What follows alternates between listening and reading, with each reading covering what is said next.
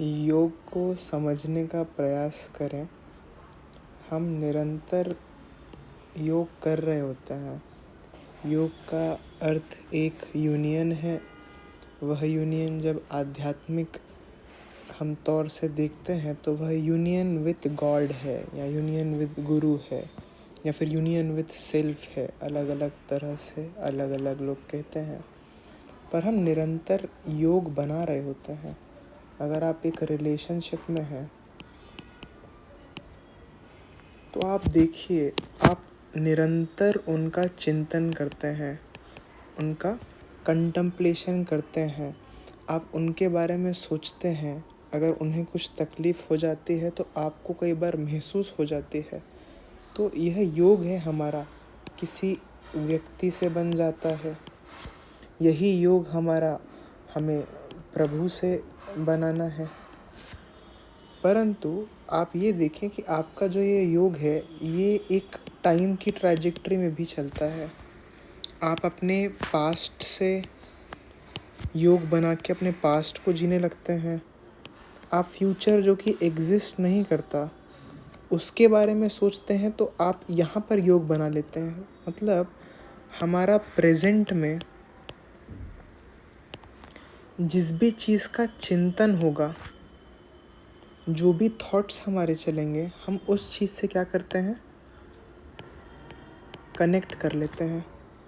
जैसे रेडियो की फ्रीक्वेंसी हम डाल देंगे तो उस स्टेशन पे जो बजता है, वैसे ही प्रेजेंट में जो हम थॉट्स चलाएंगे, फ्यूचर के चलाएंगे तो अनसर्टिनिटी, ऐसा हो गया वैसा हो गया, घबराहट हो जाती है।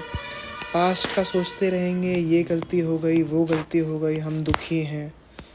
प्रेजेंट के अंदर अगर हम किसी व्यक्ति के बारे में सोच रहे हैं, हम किसी व्यक्ति के बारे में सोच रहे हैं, तो हम इनको फील करने लगते हैं। हम निरंतर योग बना रहे हैं।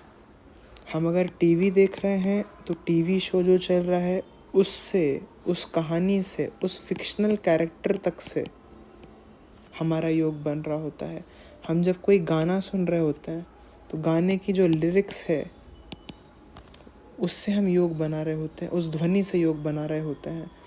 हम निरंतर योग बना रहे हैं और यह योग ही हमें शांति तक ले जाएगा। परंतु यह योग जब हम किसी अनस्टेबल चीज़ से बनाते हैं, अनस्टेबल या फिर जो चीज़ नॉन एग्जिस्टिंग है,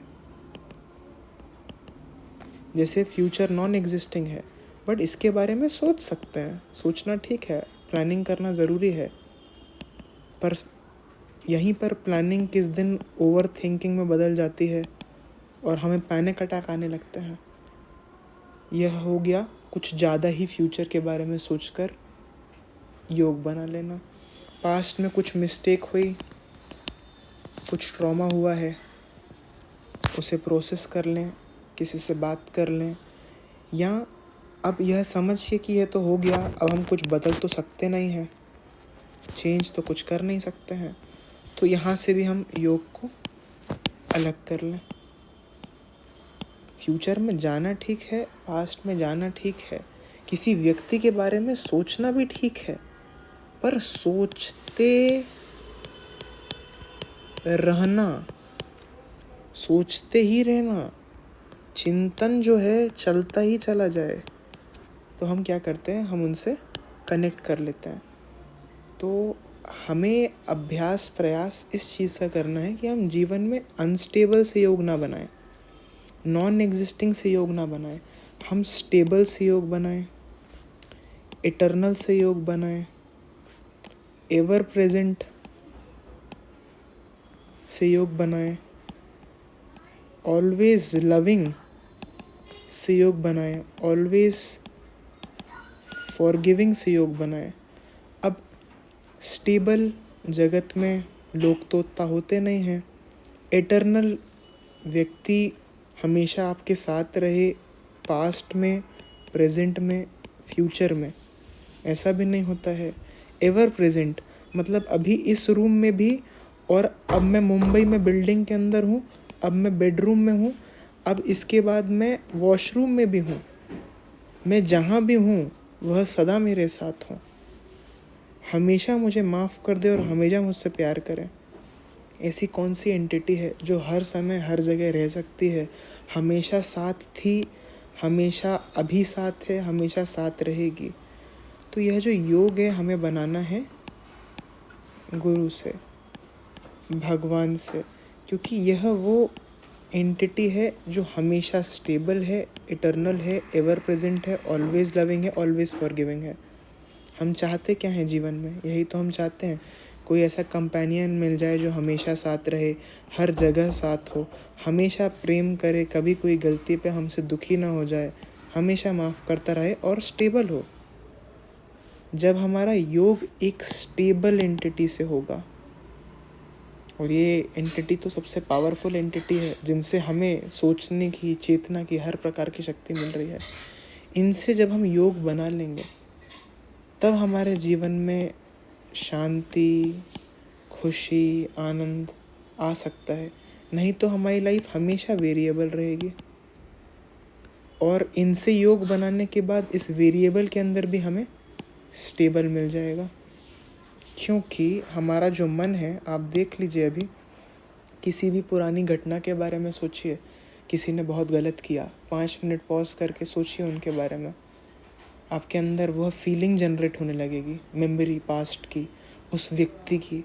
फ्यूचर के बारे में सोचिए तो पास्ट में जो भी हुआ है वही एक्सपेक्ट कर रहे हैं फ्यूचर में होने का, तो एंग्जाइटी जनरेट करने लगेंगे आप कि ऐसा हो गया तो, वैसा हो गया तो, और अगर ऐसा नहीं हुआ तो ये भी तो सोचना चाहिए। तो हम अपने मन से प्रेजेंट में अपने थॉट्स के द्वारा ट्रैवल करते हैं पास्ट और फ्यूचर में, और किसी व्यक्ति में योग बनाते हैं, किसी ऑब्जेक्ट में योग बनाते हैं, किसी गोल में योग बनाते हैं। कुछ भी, जो भी हम जिस भी चीज़ के बारे में सोचते हैं, हमारा तुरंत उससे योग बन जाता है और फिर हमारी फीलिंग्स जनरेट होने लगती हैं। बस इसलिए ही प्रभु का नाम और रूप की महिमा, उनकी लीला की महिमा, उनके धाम की महिमा इतने ज़ोर शोर से बताई जाती है। क्यों? क्योंकि जब आप नाम जप करेंगे, आपने बोला राधा श्री राधा श्री राधा, आपने रूप ध्यान किया उनका, हाँ कृष्ण जी बांसुरी पकड़े हैं, मंद सी मुस्कान है, उनके चरणों को देखा, उनकी लीला, यशोदा मैया, बलराम भैया, उनका धाम, वृंदावन धाम, बरसाना। हम जब अपने मन को इनमें लगाएंगे तो जीवन में एक प्रसन्नता और शांति आएगी, एक प्रसन्नता और शांति आएगी। बस यही हमारा अभ्यास है, यही हमारा प्रयास है, क्योंकि जीवन में आपदाएं आती रहेंगी। हमारा योग जहाँ बन जाता है, वहाँ से हम फीलिंग, वहाँ से हम वाइब्रेशंस, वहाँ से हम सुख बना लेते हैं। आप देखिए, आप किसी व्यक्ति से जब आप परेशानी शेयर करते हैं, आप जब परेशानी शेयर करते हैं किसी व्यक्ति से, तो इनकी बातें तो ठीक हैं, जो उनके शब्द हैं उसमें जो विजडम है वो तो हेल्प करती है, बस इस व्यक्ति के वाइब्रेशन होते हैं। आप उस व्यक्ति से योग बना लेते हैं कुछ वक्त के लिए, और चूंकि उसका वाइब्रेशन शांति का होता है, आप शांत हो जाते हैं। विचारों से भी शांति आती है, ज्ञान का तो वैल्यू है ही है, परंतु उस व्यक्ति को अगर बहुत तकलीफ़ है और वह खुद परेशानी में है तो आप भारी महसूस करने लगेंगे। हम निरंतर योग बना रहे हैं। हम अगर बस इस चीज़ को अच्छे से समझ लें तो हम समझेंगे कि कहाँ योग बनाना है, कैसी विधियाँ हैं, तो गुरुजन क्या कहते हैं, महाराज जी के प्रवचन में क्या है, हम उसे पकड़ लेंगे। तो फिर एक बार यह हम इसमें फिक्स हो गए, एक बार हम इस योग की कला को सीख गए, निरंतर नाम जप, निरंतर रूप का ध्यान, लीला का धाम, कुछ ना कुछ प्रभु से रिलेटेड हमारे चिंतन में चलता रहे, मतलब हम निरंतर प्रभु से कनेक्ट में हैं। हम जब परेशानियों के बारे में सोचते हैं तो हम परेशानी से कनेक्ट में हो जाते हैं, फ्यूचर के बारे में सोचते हैं तो ओवर थिंकिंग से कनेक्ट हो जाते हैं, किसी व्यक्ति के बारे में सोचते हैं तो उसकी फीलिंग और उसकी मेमोरी से कनेक्ट हो जाते हैं। हमें प्रेजेंट में रहना है और एक स्टेबल एंटिटी से कनेक्ट होना है, जो हमेशा साथ है, हर जगह साथ है, हमेशा प्रेम करती है, हमेशा माफ़ करती है। उसके लिए अपनी इंद्रियों का इस्तेमाल करते हुए, अपनी सेंसेस का इस्तेमाल करते हुए, नाम जप कैसे करते हैं, राधा श्री राधा, तो कहाँ से बोला, जीभ से बोला, मुंह से बोला, कहाँ से सुना, कान से सुना लीला, अपना नाम जब भी कान से सुना, रूप कैसे देखा, आँख से प्रभु के मंदिर में जाके उनका स्वरूप देखा, आँख बंद करके उनका स्वरूप सोचा।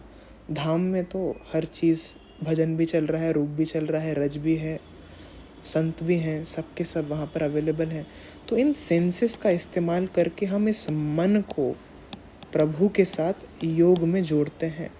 और जब हम ये देखते हैं कि एक व्यक्ति हमें शांति देता है, उसी प्रकार जब यह योग हमारा प्रभु से बन जाए, गुरु से बन जाए, उनके वचनों से बन जाए, तो हमारे जीवन में एक सस्टेनेबल प्रसन्नता, एक सस्टेनेबल शांति, गुरु कृपा से, नाम जप की कृपा से, रूप की कृपा से, सेवा की कृपा से, अंततः गुरु वचनों का पालन करने से और गीता जी का अध्ययन करने से हमें यह योग का समझ प्राप्त हो और हम इसका अभ्यास करें, तो हमारे जीवन में एक वर्षा हो कृपा की।